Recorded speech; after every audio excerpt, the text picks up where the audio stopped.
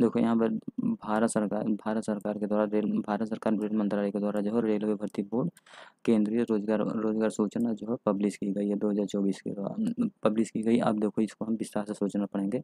अब देखो ये सूचना जो है रेलवे जो आरपीएफ कांस्टेबल के लिए है तथा ये आपको एसआई के लिए जो फुल नोटिफिकेशन पढ़ना है तो हम वो जो है प्ले लिस्ट में उसको ऐड कर दिए हैं, वहाँ से आप जाकर जो फुल नोटिफिकेशन पढ़ सकते हैं क्या उसमें क्वालिफिकेशन है क्या क्या रहेगा।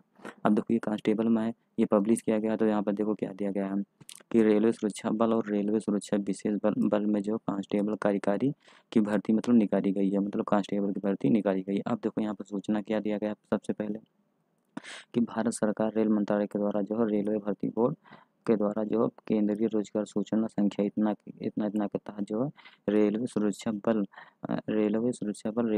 विशेष बल में कांस्टेबल में जो है इतना भर्ती निकाली गई है। अब देखो यहाँ पर सबसे पहले देखो इसमें क्या आवेदन की प्रारंभिक तिथि कब है। देखो ये आवेदन की प्रारंभिक तिथि को 15/4/2024 मतलब 15 अप्रैल 2024 को जो है ये पब्लिश की गई है। था आवेदन की अंतिम तिथि जो है हमारा अंतिम तिथि जो है 14/4/2024 को जो है 14/5 मतलब मई जो है 14 मई 2024 को जो है रात 12 बजे तक जो है आप ये ऑनलाइन कर सकते हैं। उसके बाद देखो संशोधन करने का तिथि जो है संशोधन शुल्क भुगतान के सहित जो है आवेदन पत्र जो है 15 मई से लेकर 24 मई तक जो है आप इसको आवेदन कर सकते हैं। उसके बाद सुधार के लिए संशोधन बिंदु तिथि इतना इतना के तहत जो है ध्यान में रखकर जो है आप संशोधन कर सकते हैं। अब देखो इसका जो है पद का नाम बात कर रहे हैं। देखो पद का नाम क्या है, देखो ये कांस्टेबल की पद है, आरपीएफ कांस्टेबल की पद है। अब इसका ये देखो सातवीं सातवीं इसका पे स्केल जो है 7वां लेवल जो है लेवल 3 का पोस्ट ही है। उसके बाद देखो प्रारंभिक वेतन 21,700 रुपये है। और उसके बाद चिकित्सा मानक जो है आपको मेडिकल जो है B1 का मेडिकल आपको होना चाहिए। उसके बाद देखो इसका आयु जो होना चाहिए 1/7/2024 का आप 18 साल पूरा हो गया तो 28 साल उससे पहले जो आपको 28 उसके बाद 28 साल नहीं होना चाहिए। और आयु की छूट जो है आपको अभी बताएंगे कितना कितना छूट दिया है कोरोना के तहत। उसके बाद कुल पदों की भर्ती जो है यहाँ पर देख सकते हैं 4,208 पोस्ट है। अब देखो यहाँ पर दिया गया कि रिक्तियों का विस्तृत ब्यौरा जो अवलोकन बी में दिया गया है, मतलब ये अभी हम सूचना आगे पढ़ेंगे कि रिक्तियों का ब्यौरा कहाँ कहाँ मतलब कहाँ दिया था। अब देखो इसमें अगला क्या है कि इसमें कोविड-19 महामारी के कारण जो है एक बार के उपाय के रूप में निर्धारित आयु सीमा के से परे आयु में 3 वर्ष की छूट शामिल है, मतलब कोविड के तहत जो आपको 3 वर्ष की सूचना शामिल की गई है। अब देखो महत्वपूर्ण निर्देश क्या दिया गया देखो कृपया देखो यहाँ पर क्या कृपया ऑनलाइन आवेदन जो है भरने से पहले CNR मतलब इसकी संपूर्ण जानकारी जो आप अच्छी तरह से पढ़ें तभी ऑनलाइन करें। देखो ये सूचना आप यदि हमारी मेधा क्लासेस के टेलीग्राम से जुड़ते हैं वहाँ पर ये PDF आप डाउनलोड करके आप पढ़ सकते हैं। यह हमारी वीडियो में लास्ट तक बने रहे, उसमें हम आपको एक एक स्टेप जो पढ़कर बताएंगे कि क्या क्या इसका नोटिफिकेशन है। अब देखो दूसरा क्या उम्मीदवारों को यह सुनिश्चित करना होगा कि वो इस CNR नंबर के अनुसार आवेदन जमा करने की अंतिम तिथि से पहले पद के लिए सभी निर्धारित शैक्षिक योग्यता जो है पूरी करते हो। निर्धारित शैक्षणिक योग्यता के अंतिम परिणाम की प्रतीक्षा न करें, उससे पहले ही आवेदन के लिए पात्र देखो प्रतीक्षा न करें यदि उम्मीदवार आवेदन करने में पात्र नहीं है। मतलब ये आप पात्र हैं तो आप जल्द से जल्द ऑनलाइन कर देना चाहिए। रेलवे में नौकरी पाना चाहते हैं उसके बाद पाना चाहते हैं तो आप कर दें, लास्ट दिन का वेट ना करें क्योंकि साइट बहुत बिजी चलता है, ये आपको ध्यान होगा। और उसके बाद हमारा तीसरा क्या है देखो उम्मीदवारों को सलाह दी जाती है कि पैरा मतलब 14 के पर दिए गए रेलवे भर्ती बोर्ड की देखो सूचीबद्ध वेबसाइट पर ही अपना ऑनलाइन आवेदन पर ही भरें, मतलब फर्जी वेबसाइट में इसका ऑनलाइन आवेदन जो है ये हम अपने डिस्कशन में इसका लिंक दे देंगे, वहाँ से आप ऑनलाइन इसको कर सकते हैं। अब देखो यहाँ पर हमारा चौथा क्या है उम्मीदवारों को पात्रता ऑनलाइन आवेदन के द्वारा प्रस्तुत ब्यौरे के आधार पर अंतिम देखो अंतरिम होगी RRB पात्रता के लिए आवेदन की विस्तृत जांच नहीं करेगी। ये सूचना तो हो गई, ये आपको पढ़ सकते हैं। उसके बाद देखो हमारा छठवां क्या है ये देखो चिकित्सा मापदंड दिया गया कि उम्मीदवारों को यह सुनिश्चित करना होगा कि वे अपने पद के लिए निर्धारित चिकित्सा मापदंड को पूरा करते हैं, मतलब जिस पद के लिए आप अप्लाई कर रहे हैं तो उसमें आपका चिकित्सा जो है हाइट जैसे हो गया, ये सब आपका पूरा है, तभी उसी के हिसाब से जो है आप कांस्टेबल मतलब कांस्टेबल में अप्लाई करें। यदि आपके पास हाइट नहीं है तो ऑनलाइन करने का कोई मतलब नहीं है, आपको मेडिकल के समय ही बाहर कर दिया जाएगा। अब देखो यहाँ पर क्या दिया गया कि उम्मीदवार को पद के लिए चिकित्सीय रूप में जो अनुपयुक्त पाए जाने पर उन्हें कोई वैकल्पिक नहीं दिया। यदि आप चिकित्सा आप मतलब आपका शारीरिक दक्षता पूरा नहीं है तो आपको कोई भी वैकल्प नहीं दिया जाएगा, आपको वहाँ से हटा दिया जाएगा। अब देखो 6वें में क्या 6वें में क्या था, देखो आयु दिया गया है कि 1/7/2024 को आपका 18 साल तथा 28 साल, उससे पहले उसके बाद 28 साल ना हो।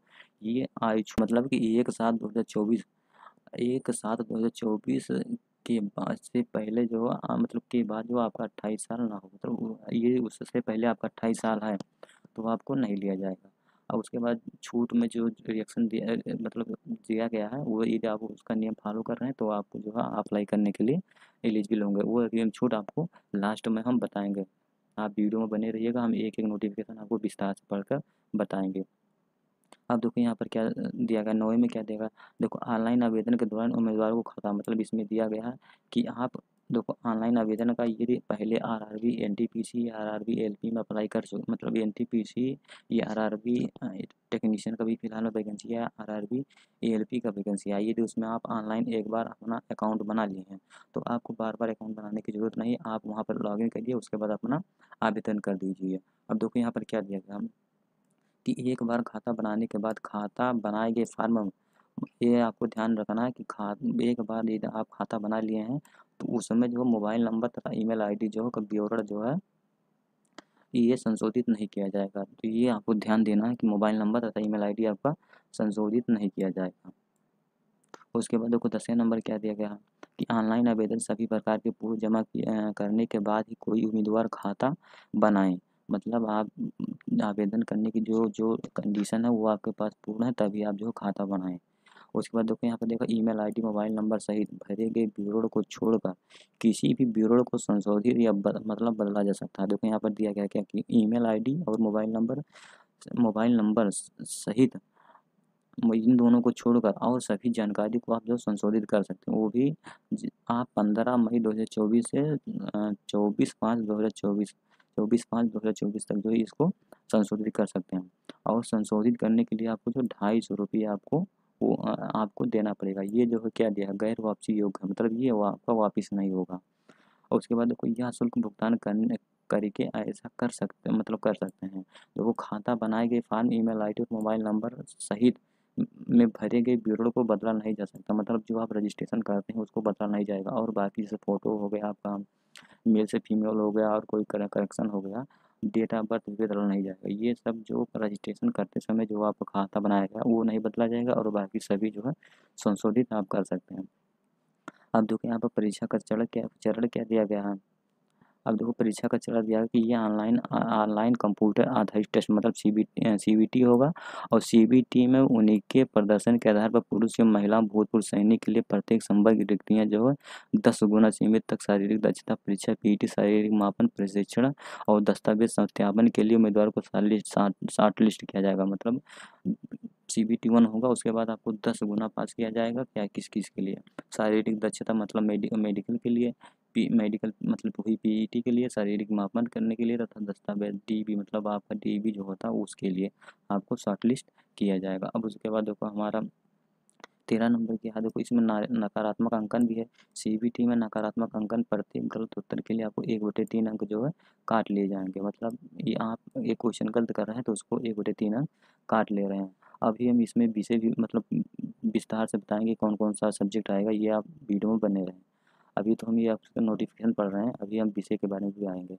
अब देखो यहाँ प्रतिबंधित वस्तु इतना इतना जो दिया गया आप इसको पढ़ लें कि ये आपको परीक्षा में नहीं ले जाना है। उसके बाद दतिया क्या, परीक्षा स्थल में सामान सुरक्षित रखने के लिए आपको क्लोक रूम का व्यवस्था उपलब्ध नहीं होगा। आप अपना उम्मीदवार मतलब इसमें दिया गया मोबाइल नंबर आदि की कीमत आप बच के न ले जाएँ। उसके बाद दिया गया कि देखो महत्वपूर्ण क्या दिया गया है कि प्रमाणिक और समय जानकारी और अपडेट करने के लिए उम्मीदवारों को सलाह दी जाती है कि वे केवल आधिकारिक आरआरबी वेबसाइट पर ही अपना सूचना मतलब कोई भी आरपीएफ कांस्टेबल सूचना आती है तो वह सिर्फ आरआरबी जो है आरआरबी कांस्टेबल की ऑफिशियल वेबसाइट पर ही जो सूचना आएगी उसी को सत्य माने। अब यहाँ पर देखो सामान्य भर्ती सामान्य निर्देश दिया गया है कि भर्ती प्रक्रिया के सभी चरणों में प्रवेश अंतिम रूप होगा। मतलब आप किस सभी चरण जो जो चरण होगा उसमें आप हर चरण में उपस्थित हैं और हर कंडीशन को क्वालिफाई कर रहे हैं, तभी जो आप भर्ती के लिए पात्र होंगे। अब देखो उम्मीदवार को मात्र देखो ई बुलावा पत्र भेजे जाने पर अर्थ यह नहीं है कि वो रेलवे भर्ती बोर्ड के द्वारा जो है उम्मीदवार को अंतिम रूप में जो स्वीकार कर दिया गया है। अब देखो ये आप पढ़ सकते हैं विस्तार से क्या क्या दिया गया।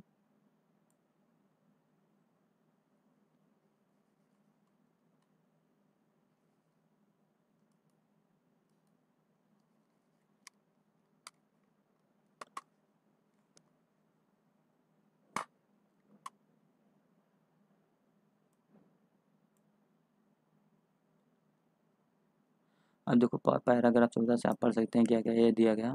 ये आप आराम से आप समय निकाल कर पढ़ सकते हैं कि क्या क्या आपको कंडीशन पढ़ना। हम आपको सिर्फ केवल इंपॉर्टेंट चीज़ बता दे रहे हैं, नहीं तो वीडियो जो बहुत लंबा बन जाएगा। अब देखो 1.5 में क्या दिया गया, देखो इस CEN के आधार पर एक से अधिक आवेदन करने पर ये यहाँ पे जैसे इसमें 18 जोन है, इसमें आप सोच रहे हैं कि अलग अलग जोन से हम अलग अलग अप्लाई कर दें, तो ये आप गलती मत करिएगा, नहीं तो आपको जो है एडमिट कार्ड के ही समय आपको निरस्त कर दिया जाएगा। आप परीक्षा भर्ती बोर्ड में परीक्षा देने के लिए जो है नहीं बैठ पाएंगे। तो ये सिर्फ आप केवल एक ही जगह से अप्लाई करिएगा, ये आपको ध्यान देना। ये देखो यहाँ पर साफ साफ दिया गया 1.5 में ही ये कंडीशन आपको दिया गया है, तो ये आपको ध्यान देना है। उसके बाद देखो 1.7 में पैराग्राफ में क्या दिया गया, जिन जिन उम्मीदवारों को भारत सरकार मतलब किसी भी संगठन के द्वारा, भारत के सरकारी संगठन के द्वारा ये आपको बर्खास्त कर दिया गया है, तो वे इस नौकरी के लिए पात्र नहीं होंगे, ये आपको ध्यान देना है। अब उसके बाद हम आएंगे अगले चरण में। अब देखो नियुक्तों का अधिकार जो होगा, नियुक्त का अधिकार होगा ERRB द्वारा चयन उम्मीदवारों को RPFSI में नियुक्त का कोई भी अधिकार प्रदान नहीं करता है। RRB का कार्य केवल सक्षम प्राधिकारी को उपयुक्त उम्मीदवारों के नाम पर ही सिफारिश करना है, उम्मीदवारों को प्रशिक्षण के लिए निर्देशित करेगा बशर्ते कि उम्मीदवार चिकित्सीय रूप से फिट पाया गया है और पात्र मापदंडों को जो पूरा करता हो।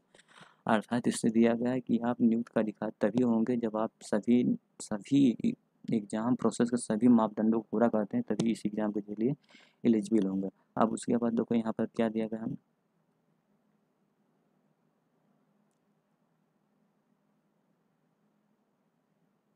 ये आप पढ़ सकते हैं। और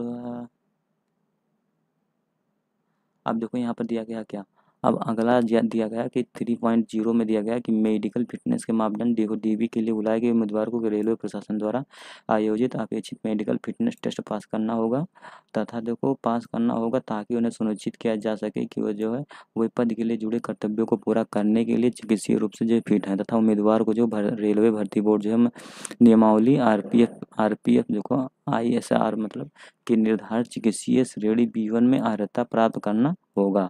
और उसके बाद ये देखो चश्मा पहनने वाले, फ्लैट नाक, नी देखो कोइनवंट आंखें, कलर ब्लाइंडनेस, अन्य शारीरिक दुर्बलता होने के बाद के लिए जो है ये पात्र नहीं होंगे, ये आप इसको पढ़ सकते हैं। यदि आपको है तो आप मेडिकल में जो पात्र नहीं होंगे। देखो मेडिकल परीक्षा के लिए भेजने से रोजगार की गारंटी नहीं तो होगी, वो इसका मतलब यह है कि वो उम्मीदवारों को चयन सूची में जो शामिल किया गया है। मतलब जैसे आपको मेडिकल का जो है आपको दिया जाता है लेटर, तो इससे ये निर्धारित नहीं होता कि आप नौकरी पा गए, इससे निर्धारित ये होता है कि आप मेडिकल के लिए एलिजिबल हैं, आप क्वालिफाई करिए। उसके बाद लास्ट में जब वेरिफिकेशन मतलब लास्ट में जब मेरिट लिस्ट निकलता है, यदि उसमें आपका नाम है मेडिकल होने के बाद, DB होने के बाद, तब जो है वो माना जाता है। अब यहाँ पर नोट दिया गया है कि ये आप नोट पढ़ सकते हैं। अब देखो वायु सेना हम बता ही दिए हैं कि कांस्टेबल के लिए 1/7/2024 को जो 18 साल होना चाहिए, इससे पहले जो है आपका 25 साल की उम्र तक होना चाहिए, मतलब ये सामान्य निर्धारित आयु है। तथा सीनियर निर्धारित 1/7/2024 को 18 से 28 उम्र की है। ये आप आयु सीमा आप देख सकते हैं। उसके बाद जो है ये ऐसे अब यहाँ पर दिया गया नोट में देखो ऐसा कई उम्मीदवार जो आयु सीमा पर पार कर चुके हैं तथा कोविड-19 महामारी के कारण जो है रेलवे भर्ती में भाग लेने के अवसर चूक गए हैं, तो उन्हें जो है 3 साल के लिए छूट दिया जाएगा। यहाँ पर देखो दिया गया है 3 साल के लिए आपको छूट दिया जाएगा। वैसे देखो यहाँ पर क्या है, देखो छूट छूट के लिए देखो आपका 18 से 25 है, लेकिन आपको कोरोना की वजह से जो 18 से 28 कर दिया गया। तो ये आयु सीमा जो 18 से 28 जो 1/7/2024 से पहले आपका पूरा हो, उससे उसके बाद आपका 28 से पहले आपका ना हो, तो ये आप एलिजिबल होंगे। अब उसके बाद देखो यहाँ पर आयु सीमा जो देखो SC ST के लिए देखो, SC ST के लिए देखो 5 वर्ष की सीमा दिया गया। अन्य पिछड़ा वर्ग, गैर क्रीमियल लेयर, OBC जनरल, OBC के लिए जो है 3 वर्ष का दिया गया है। तथा भूतपूर्व सैनिक उम्मीदवार जिन्होंने इतना के लिए जो है इन्हें दिया गया देखो अनारक्षित EWS, अन्य पिछड़ा वर्ग, ये सब जो आप देख सकते हैं 3 वर्ष के लिए इन्हें दिया गया, इन्हें 6 वर्ष के लिए दिया गया, इन्हें 8 वर्ष के लिए दिया गया। और उसके बाद देखो विधवा, महिला, तलाकशुदा इतना इतना के लिए इन लोगों को अनारक्षित जो 2 वर्ष के लिए दिया गया है। अन्य पिछड़ा वर्ग के लिए 5 वर्ष दिया गया, तथा आजा जो है 7 वर्ष के लिए दिया गया। ये जो आप देख सकते हैं, जो आपका जो हो वो आप देख सकते हैं हमें कितना छूट मिलेगा। अब उसके बाद देखो उम्मीदवारों को जन्मतिथि नीचे दिए गए तिथि के बीच ही होना चाहिए। अब देखो यहाँ पर क्या क्या देखो अनारक्षित व EWS, देखो यहाँ पर क्या दिया, अनारक्षित आयु वर्ष में अनारक्षित हुआ EWS के लिए 2/7/1996 का आपका डेट मतलब जन्म हुआ हो, तथा जन्मतिथि ऊपरी सीमा इससे पूर्व बनाई होना चाहिए। देखो गैर क्रिमिनल OBC के लिए जो 2/7/1993 आज है इतना के लिए, तथा जन्मतिथि इतना, ये आप देख सकते हैं कितने कितने के बीच में हमारा टोटल है। अब उसके बाद देखो अगला नोटिफिकेशन क्या दिया गया कि यदि कोई उम्मीदवार एक से अधिक पहलू आयु आयु आयु में छूट के लिए पात्र है तो उन्हें छूट के अधिकतम छूट मिलेगी जिसके लिए वह पात्र है, संचयी नहीं। मतलब ये आप कहने का मतलब है कि यदि कोई उम्मीदवार एक से अधिक पहलू पर आयु में छूट के लिए पात्र है तो उसे उन छूटों पर अधिकतम छूट मिलेगी, ये आपको ध्यान में रखना है। अब देखो ये एक्समैन सर्विसमैन जो होता है उन्हें आयु की छूट भी दिया जाएगा।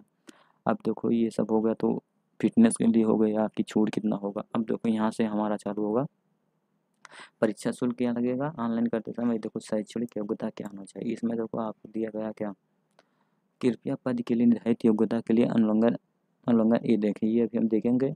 ऑनलाइन आवेदन के अंतिम तिथि यानी 14/5 को मान्यता प्राप्त बोर्ड से सीनियर इतना की योग्यता होनी चाहिए। मतलब 14/5/24 से पहले आपका कक्षा 10 की जो बोर्ड के रिजल्ट आ जाना चाहिए। अब देखो इसके बाद यहाँ पर क्या दिया गया है, निर्धारित शैक्षिक योग्यता की अपनी अंतिम परीक्षा के परिणाम जो है परिणाम का आवेदन नहीं करना चाहिए। मतलब आपकी योग्यता नहीं है तो आप ऑनलाइन मत करें। उसके बाद देखो यहाँ परीक्षा शुल्क क्या दिया गया। आप देखो परीक्षा शुल्क क्या लगेगा। अब देखो सामान्य वर्ग के लिए EWS के लिए तथा OBC के लिए 500 रुपये लगेंगे। उसके बाद यहाँ से देख सकते हैं EWS सामान्य वर्ग के लिए तथा जनरल के लिए 500 रुपये लगेंगे। उसके बाद आपको 400 रुपये रिफंड कर दिया जाएगा। कब, जब आप CBT 1 में जो है यहाँ पर देखो तो केवल CBT 1 में भाग लेने वाले उम्मीदवारों को ही वो रिफंड किया जाएगा। उसके बाद जनरल के लिए वो SC ST के लिए 250 रुपये फीस लगेगा। वो भी इनका जो 250 रुपये कब रिफंड होगा, जब आप CBT 1 का एग्ज़ाम दे देंगे तो आपको जो है 250 रुपये आपका रिफंड कर दिया जाएगा। यानी जनरल OBC और EWS के लिए 500 रुपये तथा SC ST के लिए 250 रुपये तथा महिलाओं के लिए कोई भुगतान नहीं लगता, ये आप जानते ही हैं। अब देखो शुल्क के भुगतान का माध्यम जो होगा ये ऑनलाइन होगा। केवल internet banking, debit card, credit card, UPI online माध्यम से ही स्वीकार किया जाएगा। ये तो हो गया फीस का ब्यौरा। अब उसके बाद ये सब आप नोटिफिकेशन पढ़ सकते हैं। अब हम बात करेंगे कि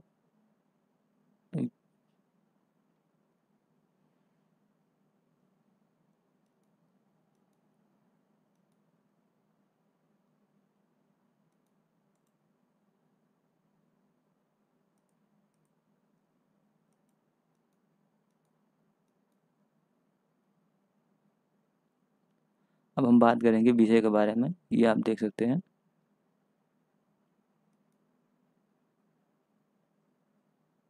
ये नोटिफिकेशन हम अपने टेलीग्राम पर अपलोड कर देंगे, वहाँ पर आप देखकर आप सभी पैराग्राफ को पढ़ लें। अब देखो यहाँ पर, अब यहाँ से हम बात करेंगे क्या हमारा है प्रोसेस एग्ज़ाम का। अब देखो 12वें पैराग्राफ में दिया भर्ती प्रक्रिया मतलब दिया गया आप इस भर्ती में कैसे एलिजिबल होंगे। अब देखो पैराग्राफ 1 में दिया गया कि उम्मीदवारों को रेलवे भर्ती बोर्ड के आधिकारिक वेबसाइट पर दिए गए लिंक केवल ऑनलाइन आवेदन द्वारा प्रस्तुत किया जाएगा। आवेदन किए गए द्वारा प्रस्तुत किए सभी आवेदन नहीं कर रहे हैं तो आपको रद्द कर दिया जाएगा और डीबार कर दिया जाएगा। मतलब यहाँ से हम भर्ती बोर्ड प्रक्रिया पर बात करें, मतलब भर्ती कैसे होगा। अब देखो सबसे पहले दिया गया कि उम्मीदवारों को रेलवे भर्ती बोर्ड की आधिकारिक वेबसाइट पर देखो उपलब्ध लिंक द्वारा देखो केवल ऑनलाइन आवेदन प्रस्तुत करना है। एक से अधिक आवेदन उम्मीदवारों के द्वारा प्रस्तुत किया, मतलब कि एक से ज़्यादा आप ऑनलाइन आवेदन कर दे रहे हैं तो वो आपको निरस्त कर दिया जाए। किसी भी एग्जाम में जो रेलवे के उस मतलब आरपी इसका कांस्टेबल के किसी भी जोन में आप जैसे एक जोन से अधिक जोन में अप्लाई कर दे रहे हैं तो वो आपको सभी जोन में जो निरस्त कर दिया, किसी भी जोन का एग्जाम आपको देने के लिए बाध्य नहीं किया जाएगा। अब उसके बाद देखो बी क्या देगा, देखो भर्ती प्रक्रिया निम्नलिखित चरण में शामिल होंगे। अब देखो यहाँ पर क्या देगा, देखो सबसे पहले कंप्यूटर आधारित टेस्ट होगा, मतलब CBT 1 होगा। उसके बाद देखो शारीरिक दक्षता परीक्षा होगा, मतलब PT होगा, शारीरिक मापन परीक्षण होगा, PMT होगा, शारीरिक परीक्षा होगा। उसके बाद शारीरिक मापन परीक्षा होगा, मतलब शारीरिक दक्षता मतलब दौड़ कूद तथा छलांग वाला होगा, तथा शारीरिक मापन में जो आपका आँख चेक किया जाएगा, मेडिकल फिटनेस देखा जाएगा। उसके बाद तीसरा चरण है दस्तावेजन सत्यापन किया जाएगा, TB किया जाएगा। उसके बाद ये तीनों चरण आप पूर्ण कर ले रहे हैं तो आपको जो है रेलवे के जो एग्ज़ाम में जो है रेलवे के एग्ज़ाम में जो है आपको फाइनल मेरिट में आपका मेरिट निकल जाएगा। अब देखो प्रक्रिया प्रोसेस क्या है, CBT प्रक्रिया प्रोसेस क्या है, देखो कंप्यूटर आधारित परीक्षा CBT में क्या है प्रोसेस। अब देखो परीक्षा का स्तर जो कक्षा 10 मैट्रिक्स स्तर का होगा, मतलब कि ये परीक्षा जो कक्षा 10 के स्तर पर होगा। अब देखो CBT 1 का पैटर्न क्या होगा, इसमें भी जो है 90 मिनट होगा और कुल प्रश्न 120 अंक का होगा। और उसके बाद भी जो है उम्मीदवारों को प्रत्येक सही उत्तर के लिए 1 अंक दिया जाएगा और प्रयास नहीं किए गए प्रश्नों का कोई अंक नहीं दिया जाएगा और कटौती भी नहीं किया जाएगा। और देखो C जो दिया गया हम तीसरा कि प्रत्येक गलत उत्तर के लिए आपको नकारात्मक 1/3 अंक होंगे, मतलब दो क्वेश्चन कर रहे हैं, एक नंबर से आपका एक क्वेश्चन सही है, एक क्वेश्चन गलत है तो एक नंबर जो सही है उस पर 1 नंबर मिलेगा, बस उसमें में से 1 नंबर में से 1/3 अंक काट लिया जाएगा क्योंकि आप दूसरा क्वेश्चन गलत कर दिए हैं। यानी जितना क्वेश्चन आप गलत करेंगे उसका 1 मतलब वो सभी एक एक क्वेश्चन का 1/3 अंक जो है काट लिया जाएगा। अब देखो पात्रता के न्यूनतम पास प्रतिशत जो होता है EWS जनरल के लिए जो है 35% तथा SC/ST के लिए 30%। ये जो आपको पात्रता दिया गया, लेकिन जब मेरिट बनती है इससे ज़्यादा बनती है। और इसमें कहने का इसका मतलब है कि इससे कम आप पा रहे हैं तो आपको पहले से ही शॉर्ट लिस्ट करके निकाल दिया जाएगा।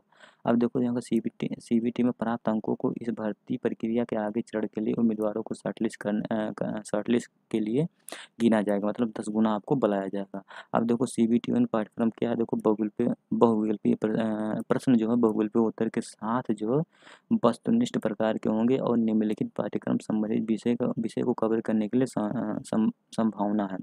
अब देखो इसमें भी जो अंक गणित जो है 35 अंक का होगा, रीजनिंग जो आपका 35 नंबर का होगा, सामान्य जागरूकता जो है 50 नंबर का होगा। यानी जैसे RPF SI का था syllabus, same to same syllabus जो है RPF जो है कांस्टेबल का। इसमें देखो संख्या प्रणाली है, पूर्ण संख्या है, दशमलव भिन्न है तथा संख्या के बीच संबंध, मौलिक अंकगणित, छूट, लाभांश, छूट, तालिका रेखांकन का प्रयोग, ये सब जो है ये RPF SI में भी दिया गया। अब रीजनिंग में क्या है, देखो एनालॉजिकल समानताएं, अंतर स्थानिक दृश्य देखो स्थानिक अभिविन्यास, समस्या समाधान, विश्लेषण, निर्णय लेने पर प्रश्न, दृश्य स्मृति, भेदभाव, ये सब दिया गया। ये आप देख सकते हैं कौन कौन सा जो है रीजनिंग का सिलेबस है। उसके बाद सामान्य जागरूकता में दिया गया कि प्रश्नों का उद्देश्य जो है उम्मीदवारों को आसपास के पर्यावरण, समाज के लिए था, इसके अनुप्रयोग ये सब दिया गया। ये आप जो है अच्छी तरह से पढ़ लें कि हमारा सामान्य ज्ञान में जो है कांस्टेबल के कौन सा सिलेबस रहेगा। अब उसके बाद हमारा अगला स्टेप है कि शारीरिक दक्षता जो है आपका शारीरिक दक्षता मतलब PET होगा और शारीरिक माप जो होगा ये आपको जो CBT 1 होगा इसके लिए आपको 10 गुना यहाँ पर देखो दिया गया, रिक्तियों की संख्या का 10 गुना आपको बुलाया जाएगा, शॉर्ट लिस्ट किया जाएगा। उसके बाद आपका ये PET के मापदंड का नियमानुसार क्या है, देखो कांस्टेबल का पुरुष के लिए जो है दौड़ जो है 1600 मीटर 5 मिनट 45 सेकंड में दौड़ना है तथा कांस्टेबल महिला के लिए जो है ये आपको समय नहीं दिया गया। अब ये अगला जो दिया गया है 1600 मीटर जो दौड़ जो ये समय आपको नहीं दिया गया, ये 3 मिनट 40 सेकंड में इन्हें ये दौड़ना है। अब लंबी कूद इन्हें 14 फीट दौड़ना कूदना है, इन्हें 9 फीट कूदना है। ऊंची कूद जो है इन्हें 4 फीट कूदना है, इन्हें 3 फुट जो है कूदना है। अब देखो पीएमटी के लिए मापदंड नियमानुसार क्या होंगे। अब देखो यहाँ पर दिया ईडब्ल्यूएस ओबीसी के लिए पुरुष के लिए 165 सेंटीमीटर, महिला के लिए 157 सेंटीमीटर। अब देखो SC/ST के लिए 160 सेंटीमीटर और महिला के लिए 152 सेंटीमीटर। इनका छाती जो 80 सेंटीमीटर और इनका बिना फुलाए 80 सेंटीमीटर, फुलाने पर 85 सेंटीमीटर। और इनका जो बिना फुलाए 62 सेंटीमीटर 76.2 सेंटीमीटर इनका, और फुलाने पर जो 81.2 सेंटीमीटर होना चाहिए। और ये गढ़वाली गोरखाओं ये सब जो हों वो आप देख सकते हैं कि कौन कौन सा जो है ये इनका रहेगा। अब देखो नोट इसमें क्या दिया गया, इसमें 5 नोट दिया गया है कि 1600 मीटर या 800 मीटर स्पर्धा के लिए केवल एक ही मौका दिया जाएगा, और शेष स्पर्धाओं की लंबी कूद, ऊंची छलांग, ऊंची कूद के लिए जो उम्मीदवार को 2-2 मौका दिया जाएगा। यानी दौड़ के लिए सिर्फ आपको एक ही मौका दिया जाएगा और बाकी जो है मौके के लिए आपको 2-2 मौका दिया जाएगा। उसके बाद ये आप पढ़ सकते हैं पूरा नोटिफिकेशन, इतना इतना क्या होना चाहिए, छाती होती है सब देख सकते हैं। फिजिकल फिटनेस मेंटेनेंस पूरा होना चाहिए, ब्यौरा पूरा। उसके बाद आपका ये फिटनेस होने के बाद आपका होगा 12.3 में क्या दिया गया, दस्तावेज सत्यापन डीवी के लिए आपको बुलाया जाएगा। अब डीवी के लिए क्या है ये आप देख सकते हैं कितना कितना रहेगा, ये सब लास्ट प्रोसेस में होता है, ये आप सब देख सकते हैं क्या क्या प्रोसेस है। ये तो हो गई आरआरबी जो है कांस्टेबल की फुल नोटिफिकेशन, जो वैकेंसी निकला उसका फुल मतलब डिटेल ऑफिशियल साइट का जो है पूरा नोटिफिकेशन आपको अच्छी तरह से हम बता दें। ऐसे ही वीडियो को जो है पाने के लिए हमारे चैनल मेधा क्लासेस जुड़े रहें। ऐसे अपडेट हम लाते रहेंगे। मिलेंगे नेक्स्ट वीडियो में। जय भारत, जय हिंद, जय भारत दोस्तों।